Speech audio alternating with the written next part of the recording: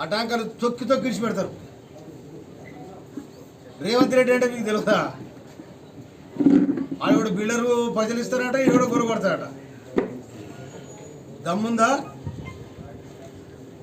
ప్రజల కోసం ప్రజల చేత ఎన్నుకోబడిన ప్రజారాజ్యం ఇది. ఈ ప్రజాపాలనను అంటుకుంటే అగ్గిరవుతుంది బిడ్డ. నికారసైన ఇంద్రమ రాజ్యం ఇది.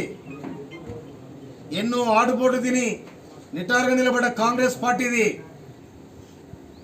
బేరసారాలకు దొంగసాడుగా బేరసారా చేసుకున్న పార్టీగా ఇది. కనుక కొత్త ప్రభాకర్ రెడ్డి పాత మాటలు మాట్లాడుతుండు.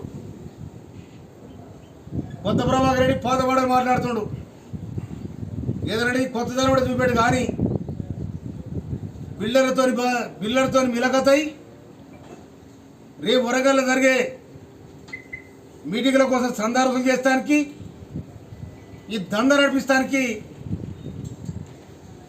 కొత్త ప్రభాకర్ రెడ్డి ఎన్నడూ వచ్చిన బీఆర్ఎస్ పార్టీలకు. కనుక కాంగ్రెస్ ప్రభుత్వాన్ని, రేవంత్ రెడ్డి గారి ప్రభుత్వాన్ని మీరు జట్లు కట్టి లోపాయికారిగా బీజేపీతో పొత్తు పెట్టుకొని నోటపేడ పేదలకు నక్కాశపడ్డట్టు ఎడగులిపోతే మేము వస్తామని మీరు ఆశపడు చాలా భ్రమం ఇది. ఇక్కడ ఒక మాజీ మంత్రి ఉంటాడు. ఎక్కడ చూసినా మంత్రి అవ్వడు. ఆయన కూడా కాంగ్రెస్ ప్రభుత్వాన్ని కాంగ్రెస్ వాళ్ళు కూలగొడతానంటున్నారు అని అంటాడు. ఇప్పుడు దొంగలదాడ గుడ్డల కెరక మీకెరక, అది దొంగలదాడ గుడ్డల కెరక. ఎవరెవరు శోభది పెట్టుకున్నారు, ఎవరెవరు బంధం పెట్టుకున్నారు ప్రభుత్వాన్ని బదనాం చేయాలని. ఏం చేయగలుగుతారు? ఏంతోనైతే మీది ఇలా భారతదేశంలో సన్నబియ్యం పంపిణీ ఎవరు చేయలే. ఆ పేదవారికి పట్టెడన్నం పెడతానికి ఇలా రైతుకు సన్నబట్లకు బోనస్ ఇచ్చి బ్రహ్మాండంగా అదే బియ్యాన్ని కొని 49 రూపాయల 11 పైసలు కొని ఇవాళ పేదలకు మోడీ ప్రభుత్వం, అమిత్ షా దుర్మార్గమైన ఎత్తుగడ. రేపు ఈ దేశానికి బీజేపీ పతనం కాబోతా ఉంది. రాహుల్ గాంధీ ప్రధానమంత్రి కాబోతా ఉన్నాడని చిల్లరేశాలతోని ఈడీ కేసులు పెట్టి, బోడీ కేసులు పెట్టి మోడీ నువ్వు ఏం చేయలేవు. ఈడీ కేసులు పెట్టి, బోడీ కేసులు పెట్టి మోడీ నువ్వు ఏం చేయలేవు. ఇది ప్రజల తిరుగుబాటు, భారతదేశం తిరుగుబాటులో నువ్వు ఇలా మోడీ ఏం చేస్తారా?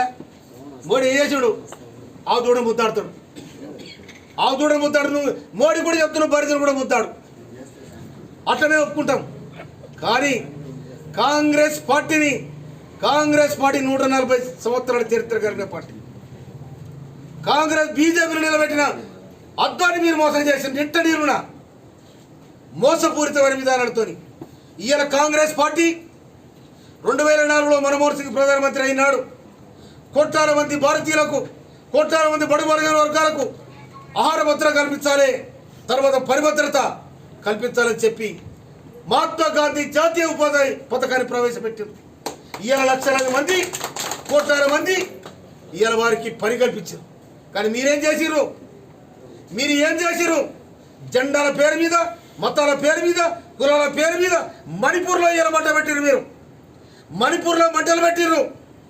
పశ్చిమ బెంగాల్లో బేరం చేస్తూ ఉన్నారు. అందుకనే మమతా బెనర్జీ మేము తొక్కి తొమ్మలాడుతూ ఉంది అక్కడ.